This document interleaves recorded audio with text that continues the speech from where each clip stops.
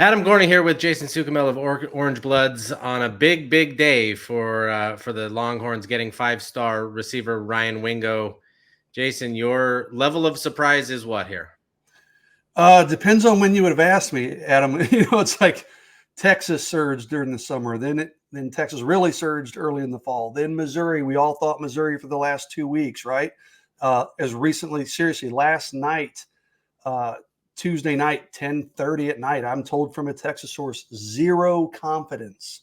And then we wake up this morning and all smoke points towards Texas. So I am surprised at the end result.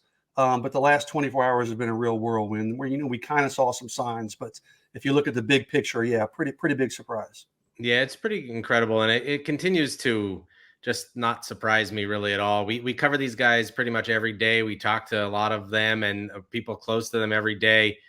A lot of these decisions come down to last minute stuff. I've said this before, 11 and a half months of what we do is a lot of the soap opera, and about 2 weeks is really what matters. And in this case, it literally might have been hours. It seems like even last night it was Missouri. It looked like Missouri. Everything was kind of shaping up for that.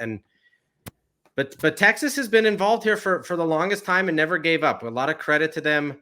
How did they kind of close on this and really get him and convince him it was the right place? Well, after he committed, Ryan said that it came down to Steve Sarkisian's offense and the way they get the receivers the ball. And he mentioned Arch Manning, and he's built a relationship there with Arch that hung out quite a bit on his official visit. Those things are all true, but let's be honest. Today's day and age of NIL, that played a factor, and you're right. This NIL 5-star recruits, people want these definitive answers 3-4 months in advance. Sometimes right. Coaches don't know, kids don't know until an hour before they announce. But it was a lot of factors. He really is enamored with. He came down for a game in September. He took his official visit in June. Loves the campus, loves the city. Said he loved the environment at the game. Loves Sark's offense and kind of the direction they're heading. So tough pull. Missouri's had a great year this year. That helped Missouri kind of get back in it. But I think he just big picture, and obviously NIL playing a part of it. I think Texas just had enough to kind of get over the hump there. Yeah, the last time I talked to Wingo actually was at an NIL event out here in California that he flew out to learn more about his marketability and everything else. It was obviously part of the equation here, not in a bad way at all. He has every right to do it.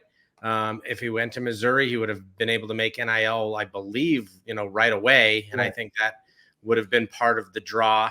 What's Texas getting in him? He's a big receiver. He's a big-bodied kid. Maybe not the fastest receiver down the field. You're not going to get Jonte Cook here or Xavier Worthy, but you need kind of all kinds of receivers in that offense, right? Yeah, for Longhorn fans, I'd certainly not Jonte Cook. I'd compare him more to, if you're looking at current receivers, more to Adonai Mitchell, kind of a big outside receiver, fast enough to run by guys, fast enough to stretch the field. Not maybe super quick and short speed bursts, but he's certainly, once he gets up to speed, he can run by guys. Pretty elusive, he's not Tyreek Hill. Who is, I guess, but he can do a little bit of everything. I just call him like a smooth route runner, a smooth catcher, catches the ball well, frames the ball well. I do think, I was looking at his film again today. I think he's got some room to polish up, as most kids do, in terms of his route running and things like that. But if you're just talking about a piece of clay to work with, there's a reason he's a 5-star prospect. This guy's got elite talent, and he should be an early contributor for Texas. This gives Texas 2 5-stars in this class, one of only a handful of schools that have multiple 5-stars: Georgia, Ohio State, Florida State, Alabama, Miami, and now Texas. How do you think this class is coming together, and can Wingo stick for 2 months until signing day? Well, the way this thing went back and forth, it may not be over today, but he seems pretty happy with his decision. Sark and this staff do a pretty good job of holding on to their top guys. So I do think he'll stick, but there may be some twists and turns in the road. The Texas now moved up to 8th in the team rankings.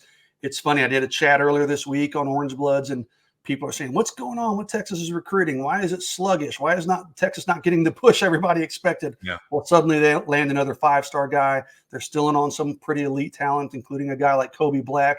This could and should, I think, challenge for another top 5 class. They've still got some moving parts there. As he said, they got to hold on to some guys and try to secure a few more commitments. But big step in the right direction for Texas today. Puts them in position to get their 3rd consecutive top 5 class if things go the way I think they will. All right, that's it. 5 minutes. That's Jason Suchomel. I'm Adam Gorney and Ryan Wingo, the 5-star receiver to Texas.